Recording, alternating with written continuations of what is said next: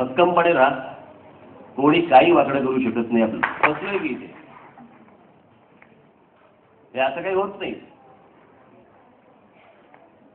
आताच शिरीष पारकरांनी जो विषय काढला की महाराष्ट्रामध्ये 80% मराठी भूमिपुत्रांना, मराठी मुलांना नोकऱ्यांमध्ये प्राधान्य मिळालं पाहिजे. काय चुकीचं काय बोललो मी? सगळ्या राज्यामध्ये तेच चालतं.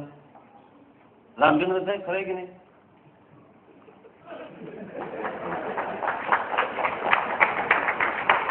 तामिळनाडूमध्ये तेच चालतं, कर्नाटकात तेच चालतं, आंध्र प्रदेशात तेच चालतं, केरळामध्ये तेच चालतं, गुजरातमध्ये तेच चालतं. मग महाराष्ट्रामध्ये बोंबललं की लगेच हे आमच्यावरती येणार. हे सगळ्यांचं आहे. आणि मग ते इकडे येणाऱ्या उद्योगामध्ये जर इकडच्या महाराष्ट्रातल्या मुलांना जर नोकऱ्या मिळणार नसतील तर मग एम्प्लॉयमेंट एक्सचेंजचा फास तरी कशाला करतायत? कशाला अर्ज भरून घेतायत? कशाला मग शिक्षण देतायत?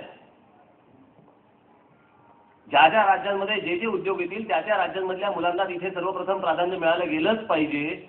जर तिथे उद्योग येत आहेत आणि इथल्या मुलांना काही माहिती नाहीये तर हा अन्याय नाही? मी बोललो काय होतो आणि चाललंय काय, कुठे चाललंय, कुठेही घेऊन जातात हे.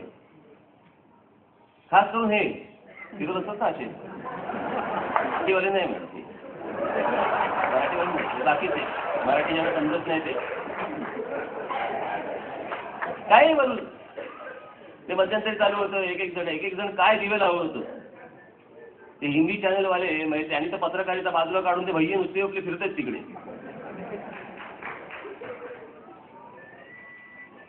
एक जण त्याशी बोलत होता, भाषा जोड़ने का साधन है, भाषा तोड़ने का साधन नहीं. मान्य आहे मला हिंदी येते, तुला मराठी येते. अगर जोड़ने का साधन है तर मग दोन्हीकडनं पाहिजे ना. हे ना जमतं का? आता ते अमिताभ बच्चन, मी मुंबई सोडणार नाही म्हणे. अरे सांगितलं कोणी तुला? मी कधी बोललो का बाबा? मी कधी बोललो का की अमिताभ बच्चन यांनी मुंबई सोडून द्यावी किंवा काय? आता हे काय बोलू देत त्यांना. मी बघतो 3 तारखेला घेतो यांचा समाचार, सगळ्यांना सारखा घेतो. येणे समजलं का आम्हाला? हिंदी राष्ट्रभाषेच्या आडून तुम्ही आमच्यावरती वार करत राहायचे आणि आम्ही ते काय बघत बसायचे निमूटपणे.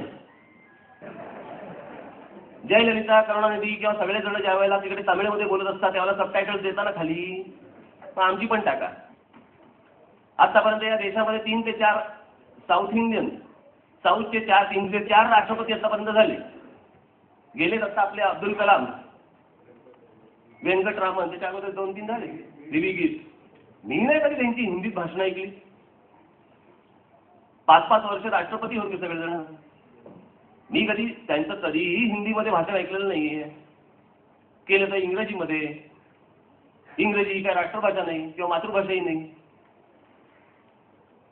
महाराष्ट्र ज्या वेळेला ही गोष्ट बोलतो, मराठी माणूस ज्या वेळेला ही गोष्ट बोलतो त्यावेळेला अख्खे सगळे देशातले वरून येतात आमच्या अंगावरती. अर्थात आम्ही भीक पण नाही घालत, तो भाग वेगळा. जी गोष्ट हातामध्ये घेतलीये, जी ही गोष्ट बोलतोय ती पुरी केल्याशिवाय स्वस्थ बसणार नाही, एवढं सगळ्यांनी आपण लक्षात ठेवावं. तुम्ही देखील कुठेही लेचपेचं धोरण स्वीकारायचं नाही. कोणी काही बोलू देत. म्हणून मी मध्यंतरी माझ्या लेखामध्ये लिहिलं होतं की सत्यजित रे, या सत्यजित रेंनी एक हिंदी चित्रपट सोडून बाकी सगळे बंगालीमध्ये चित्रपट काढले. या सत्यजित रेंना ऑस्करचं लाईफ टाईम अचिव्हमेंट अवॉर्ड मिळालं. ग्लोबल नाही का झाले ते, बंगालीमध्ये राहून देखील जगामध्ये नाही का पोहोचले जगात. फक्त लक्ष इकडे आहे, सगळ्यांचं लक्ष इकडे आहे. आणि ह्यांनी कितीही आदळापट केली, ह्यांनी कितीही प्रयत्न केले तरी मी आणि माझा पक्ष जोपर्यंत आहे तोपर्यंत ह्यांचे कुठचेही कारनामे, ह्यांच्या डोक्यातला कुठचाही किडा मी इथे सफल होऊ देणार नाही. या महाराष्ट्राच्या भूमीत होऊ देणार नाही. त्यांचे कोणतेही प्रयत्न मी यशस्वी होऊ देणार नाही महाराष्ट्रामध्ये. एवढं फक्त आजच्या या दिवशी मी तुम्हाला सगळ्यांना वचन देतो.